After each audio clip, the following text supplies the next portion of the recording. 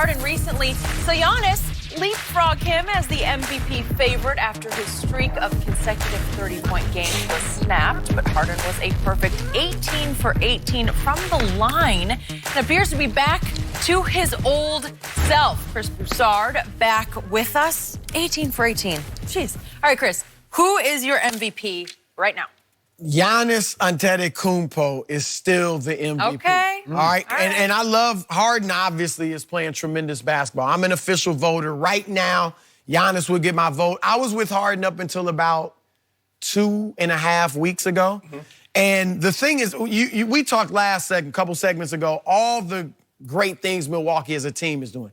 Best record in the league, best defensive, the only team in the league that's in the top 5 offensive rating, defensive rating, best road record, best point differential. All that, of course, speaks well for their postseason chances, too, because those are good indicators. But there are also some historical precedents when you look at the MVP voting over the last several years. Number one, only twice in the last 33 years, and it may even go back further than that, has a guy won the MVP award without having either the first or second best record in his conference. Okay? Houston right now is 5th in the West. Obviously, Milwaukee's first in the you put Russ That's one what of those, one or two. Jordan in 88 and Russell Westbrook just because he had the triple-double. Yeah, right. He wouldn't have won it without the triple-double. So that's one precedent. The second one is when a team they come out of nowhere or shock everybody and have this great improvement. Milwaukee hasn't only gone from the 7th seed to the 1st seed. They've gone from the 16th best record in the league to the best record in the league. And Houston, for all Harden's heroics, and I know there's injuries and all that, but they've gone from 1st in the West down to 5th. Okay? And then finally, the star teammate. We know that usually helps you when you don't have another superstar, and it hurts you when you do. Kobe, Shaq, they only won one each, okay? And Kobe went his after Shaq left. Right, because they would cancel each other out.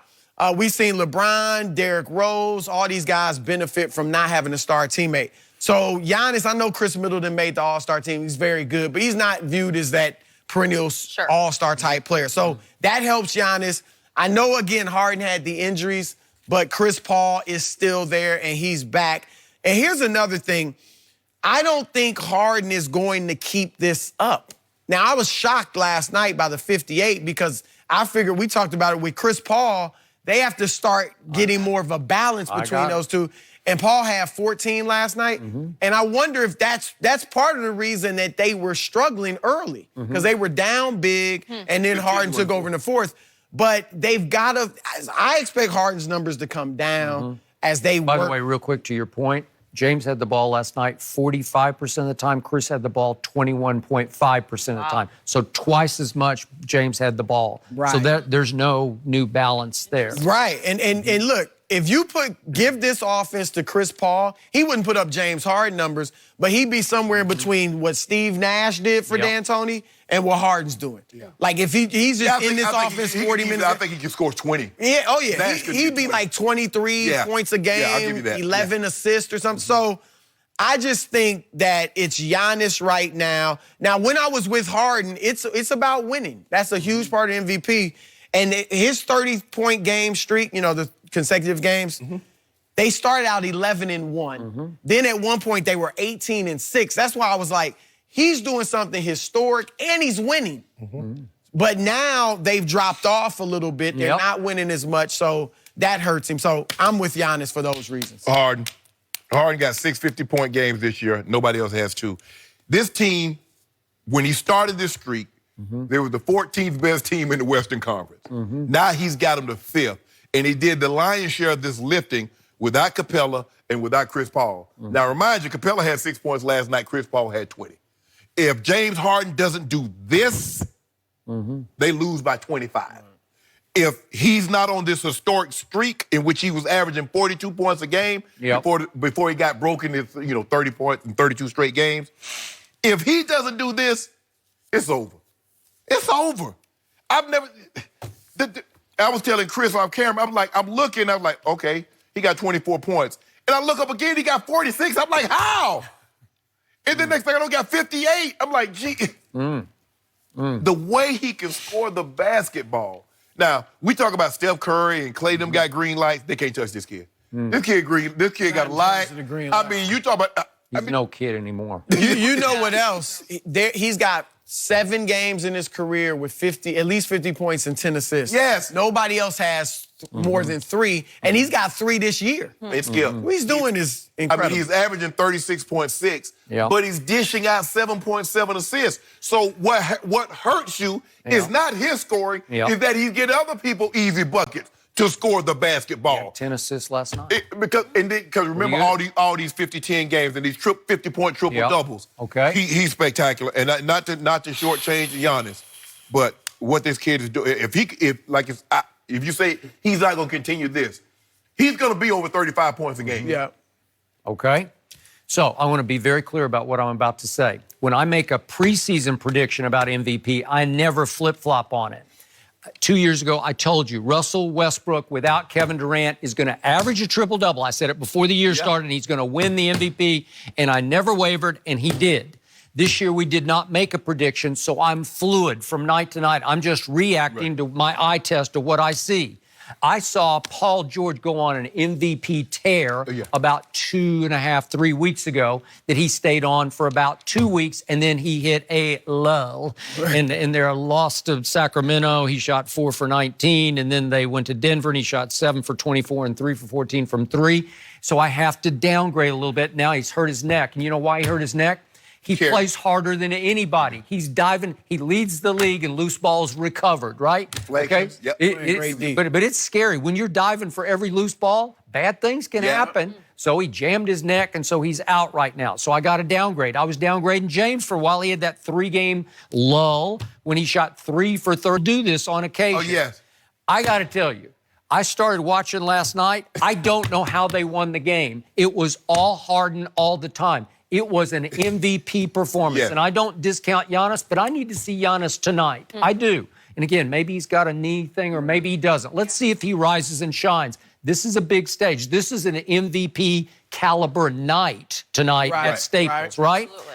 But what James Harden did last night was off the charts extraordinary because, as Jenny pointed out, he made 18 for 18 free throws. This is the most underrated stat in all of basketball is free throw shooting. It's called free throws. They are free points. Do you realize he's 88% from the free throw line? Do you realize he shot 124 more than any other player, but he's made 144 more than anybody in the league? Extraordinary. So many added points. And then he is playing defense because he will roam. Well, he is because in deflections, he's number 2 to Paul George in deflections. Okay, so something's happening good on defense. How about clutch points? He's running away in the league with clutch points. It's not even close. It's not even close. Kemba's second. James has scored 149. Well, where is he in fourth? Now, clutch point, fourth. I know fourth quarter points. Giannis is third. Okay, is he? Okay. In the league. But this would be the first. late and close. Harden's first in fourth quarter points. All right. Well, he is. And what did he do last night? I don't know. He's in the top 10. Okay. What did James have to do last night? Because they won the fourth quarter 35-20 to come back and win by 3. He scored 17 in the fourth quarter. He just took the game over. And Miami, I know they're back-to-back on the road, but they came in hot off their big win over Golden State, and Dwayne had a pretty good night, pretty good contributions, but Houston should have lost this game. But you remember what James Harden has done to Golden State. They've beaten the brakes off Golden State. They've had Golden State number. No question. But the last time they beat him, he didn't play. So, But they won 6 out of the last 10, including last year's playoffs. And then when Chris Paul was out, and James Harden hit that 3 over like 7 guys from Golden State. Right. He's been... But here's the thing, though. Can they beat Golden State in a series with that type of differential? You mentioned Harden. Okay. Can they beat them? Or their chances are better if there's more balance, right? Between Chris and James.